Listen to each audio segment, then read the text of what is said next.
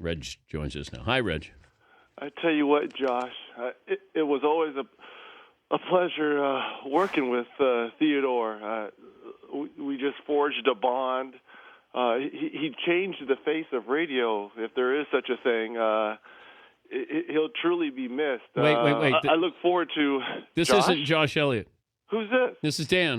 My surgery's later today. Oh, I am so embarrassed right now. Hey, but Reg, we're a package deal. If I die, so do you. You know what? If you're going to go down in flames, I might as well, because we are joined at the hip, my friend. You ever have surgery? I remember the orbital, Otis Thorpe. That's the only surgery. Oh, that's it. So no hand or knee? I had ankle surgery, but that was like microscopic. It was really quick. But nothing like what you're having. Wait, first of all, what's wrong with your hand? It's just too many shots. Shooting hand? Yeah, my hand. Oh, this is not good. This is your right hand? Yes. Oh, that's not good. My hand caught on fire, I think. I was shooting so well, and it was 3rd degree, so they got to go in there and they got to repair it.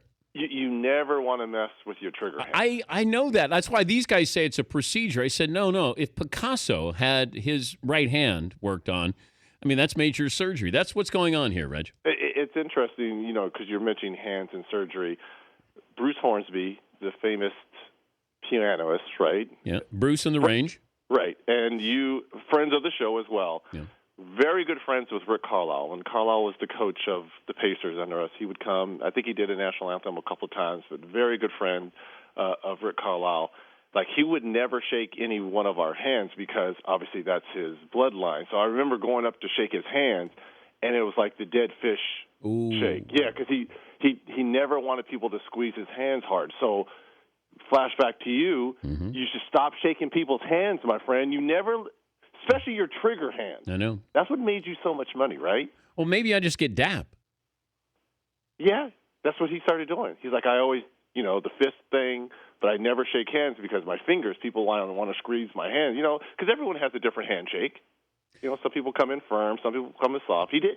But then you also have people who may not like you, who want to squeeze your hand maybe to inflict some damage on you. Absolutely, and that's what Hornsby was talking about. I could see Isaiah doing that to you.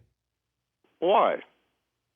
Did you get along with Isaiah Thomas? Absolutely. Oh, you did? Yeah. I was cool you're the one that got along with Isaiah Thomas. I might be the only one, yes. Now, some of those, him and Joe, they were cool with me. Some of those other guys, especially, Lambier and, Buddha, Edwards, I didn't get, Mahorn, Rodman and I was all right. Did you know it was Happy Larry Bird Day today? I heard that story, and I remember the videos. Obviously that's my era, yes. That was, isn't that classic more so the bench? Because you don't see that. Oh, my God. Could you imagine imagine that nowadays? If a bench did that now let's say when Kobayashi put up 81 on Toronto, if Toronto's bench was acting that way, which they probably had every right to, right? They should have been acting like that. Jalen and the rest of the gang, they should have been acting like that. Man, now the Bird, that's 30 years ago. Good God. Can you believe that? Man. And that was in New Orleans. They didn't even have, a franchise there at the time. Not only, the bench going crazy, but the crowd reaction. Because I think it's one of those moments in sports you're like, well, I'm here, and I'm actually witnessing this. Yeah. One of the greatest ever in a virtual zone. So it's a good flashback. Good job, Bill Simmons. But I don't expect anything less from, if there's anything Boston-related, Simmons will know it. Give me the moment, though, that made you, like your jaw drop where you're watching something where you went, this. I knew exactly where I was, and Bill Simmons is not going to like this. When your jaws dropped and you're like, oh, my God, it's when Michael Jordan put up 63? No, 67 or 69 against the Celtics in the playoffs. No, it was 63. 63 against the Celtics in the best-of-5 series in the first round when he's like going through his legs 5 times against Bird, and that's when Bird came out and said that's, Michael Jordan disguised as God or something like that. Because he had 49 in the game, I think, as well in that series. Yeah. And didn't they lose 3 straight? I remember being in my dorm room at UCLA. It was a Saturday or Sunday, obviously no classes, waking up, and I'm like, this is unbelievable. I got to get in the gym. I got to get in the gym. There's no way. Well, you look at these guys now, the runs that some of these guys have been. I mean, Westbrook's had a historical run here. Can you compare what he's doing now to anything that, you know? I think with Westbrook, you probably have to go back to Oscar Robinson. Yeah. For a guy that's been putting up those kind of numbers, triple-doubles on a nightly basis. And it's the way he's getting. I understand the points, but like the 15 or 16 rebounds and the 17 or 18 assists, I mean, they're like God. It's not like he's barely getting triple-doubles. He's like smashing them, you know? Would you consider trading Durant? Absolutely. See, when I hear that, I look at the person that's talking like, did you just get out of an insane asylum? I don't understand if I've got 2 of the 5 best players in the game, and I'm thinking about trading one of the 2 or one of the 5 best players in the game. What are you planning on getting? Why is it you can't afford him? Who could you give me back in return that would make me even consider trading Kevin Durant? Unless you're giving me stake in the franchise that you're giving back to me. Are you serious? This is one of the best players ever. He will go down as one of the best players ever, Kevin Durant. And you're thinking about trading him? Will he have more points than LeBron does when he's done playing? I think he has a chance, staying healthy, to there's 6 players that have reached 30,000. And I think LeBron will probably be in that category as well. I think he's going to get close to Kobe. I really do. Nobody's going to get close to Karl Malone?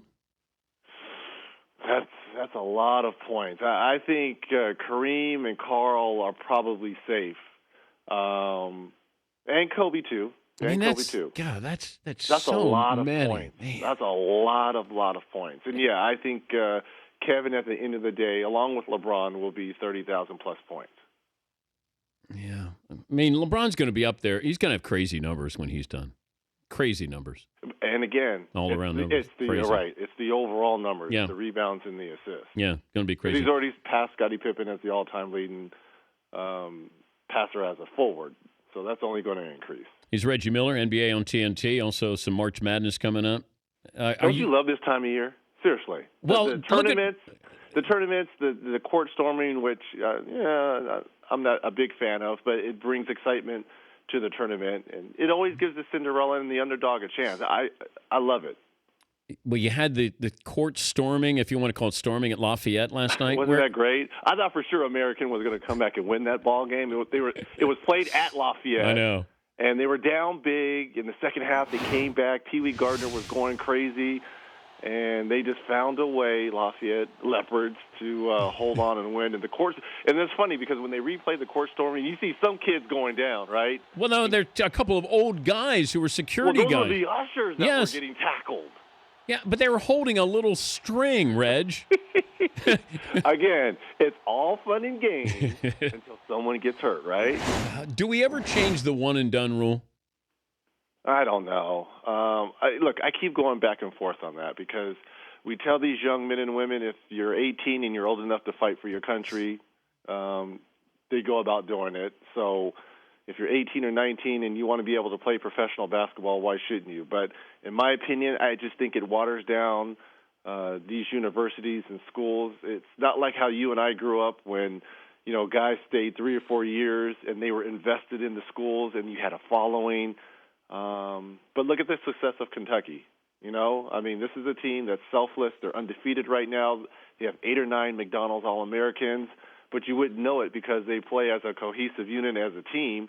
They put those stats and those accolades aside, and it's all for the betterment of the team. So obviously they can make it work, and I understand that. But yeah, I would love to see a little bit more continuity in the college game and have guys stay, 2, 3, 4 years just to have more of a following and have more of a rooting interest.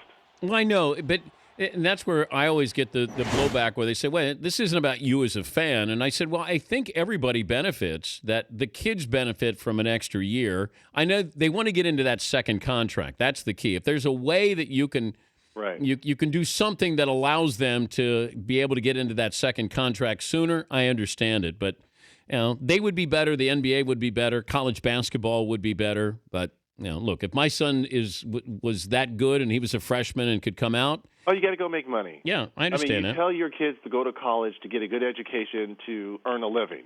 And if you're good at putting the ball in the basket or hitting the ball over the fence or, being a great quarterback, you should have the ability to play at the professional level because you are making money and you're earning a living. That's why you go to school. I got you averaging 21 a game against Bird when Bird was there with the Celtics. Well, against the Celtics. I never went against Bird. That was usually Danny Ainge, he wasn't a defender, or DJ. DJ was good. DJ was good. Very good, yes. Reggie Lewis. See, Reggie Lewis probably averaged more against me because I was trying to guard him. Man, he was good. Oh, he was good. He was good. I mean, he could have been one of the all-time great Celtics. Oh, and he already is, but if he wouldn't have passed early, you talk about stopping on a dime and being able to score. I mean, 3 Reggies in that draft: Reggie Williams, Reggie Lewis, and myself in '87. That's not bad. Oh, did you see Amari Stoudemire's outfit when he called out the Mavs? Seriously. I mean, I know it's a cross. Now, is that Michael Jackson? Beatles, Ringo Starr, whatever. Sgt. Pepper's. Jackson. Yeah. Sgt. Pepper's. Really? I didn't know a 6'10" brother could pull that off. He can't. He can't. I mean, Mike Jackson can pull it off, and the Beatles can, but Amari Stoudemire, and plus the hat and the shades, come on. He was channeling. What's wrong with channeling, Theodore? No? No. Okay. Could you ever wear that? Back in my Michael Jackson days, maybe that's right. mid-'90s, I wish I probably could have. So I'm a little envious of Amari because he did it, and I probably wish I could have. But did you wear flamboyant stuff? No, I was more of a suit guy. Oh, okay. Clean. Yeah, clean. Yeah. Classic, to the point, businessman. Stay out of trouble in Vegas, all right? I'm going to roll these, and I bet not crap out. I'll stay out of trouble, but it's going to be fun. Mountain West Championship, people. That'll be Saturday at the Thomas and Mack at 6 Eastern on CBS. Theodore? Safe travels, brother. Hey, good luck. Yep. I will be pulling for you. I'll send my flowers to the hospital. And if Josh or Beetle or myself have to take over for you, we'll do it in your honor. Okay? I'm sure you will. Honor. I'm sure you will. Thank you, Reg. You're the best, Theodore. Danettes, I love y'all. You know it. That's Reggie Reg.